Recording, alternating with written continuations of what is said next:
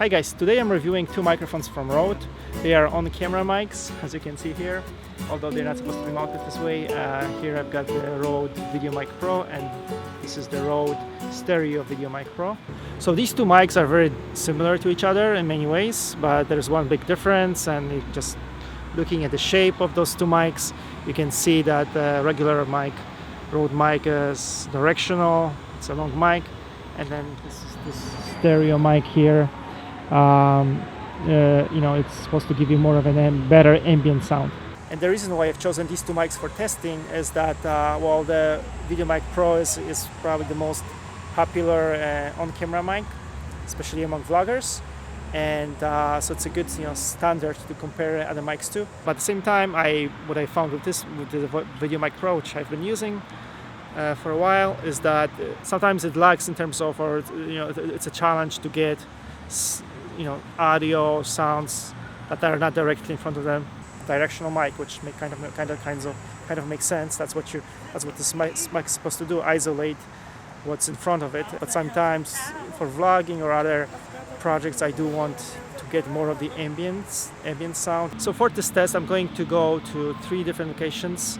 Here I'm starting out in this location, which is downtown Brampton, and it's a fairly noisy location. There is the main street, and then there is an event across the street. There's live music.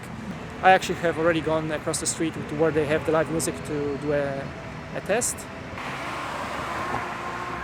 In terms of the settings on the microphones, I'm using the high pass filter, and also have the levels I set it to the 20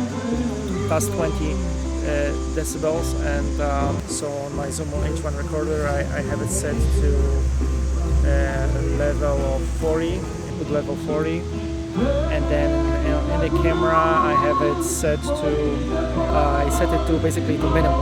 It's just 1 over the minimum, because at minimum at 0 I would not be getting any audio. So I just have 1 level up from that. That's done to minimize the hiss you get from DSLR cameras. That's the trick to avoid that hiss, to basically put the recording level in the camera, in the DSLR camera, as low as possible, but then put up on the microphones, put up the sensitivity of the microphone as much as you can. The Rode VideoMic Pro is recording to the camera, and then the Rode Stereo VideoMic Pro is recording to the ZEM H1 recorder. Today I'm at another location testing the Rode mics at the shopping mall, at the food court. So my daughter is assisting me today.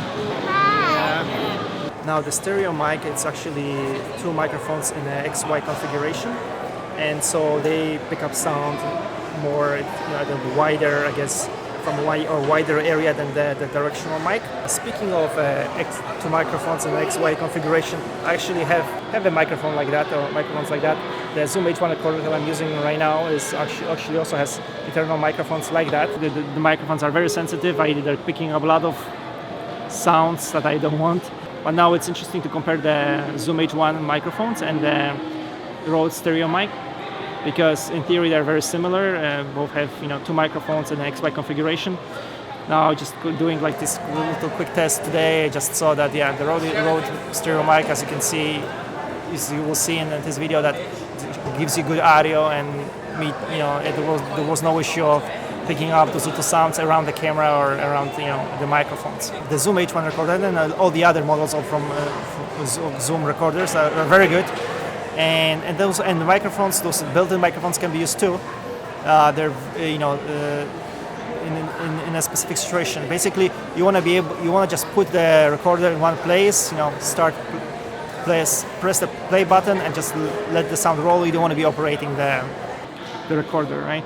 So let's say, and it's going to give you good sound, like especially if you're trying to capture, let's say at a concert, or trying to capture music. Or just ambient sound. Those microphones will do a good job. It's just you don't want to have it on camera and be turning, walking with it, and so on. Also looking quickly at the other Zoom recorders, I also was considering buying the Zoom H2N. That one actually has 5 microphones, so it's really good at capturing, ambient sound. And that recorder is really good. Let's say, if you want to capture music at a concert, for example, right? So I almost bought that recorder, but then I opted for Zoom H1 because it's just a smaller recorder. And the first external recorder that we bought was the Zoom H4, and it served us for many years. We were so happy with it, and now we're using the Zoom H5, another great recorder, and I'm also using the Zoom H1. And again, like all these recorders from Zoom, they're really good. But normally you do want to use a good external microphone, whether it's a good shotgun microphone on a boom, or whether it's a Rode microphone like the ones I'm reviewing, testing today. Now I want to touch quickly on a couple of differences between the two Rode mics. So the first difference is that the stereo microphone has a short cable, shorter than the directional Rode microphone.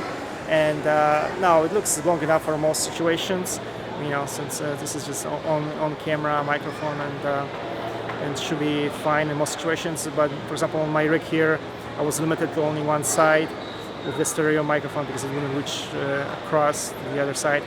So I can imagine that there might be situations where you wish the cable was a little bigger. So another point of difference is that with the stereo mic, it's easier to replace the 9-volt battery that both mics need for power.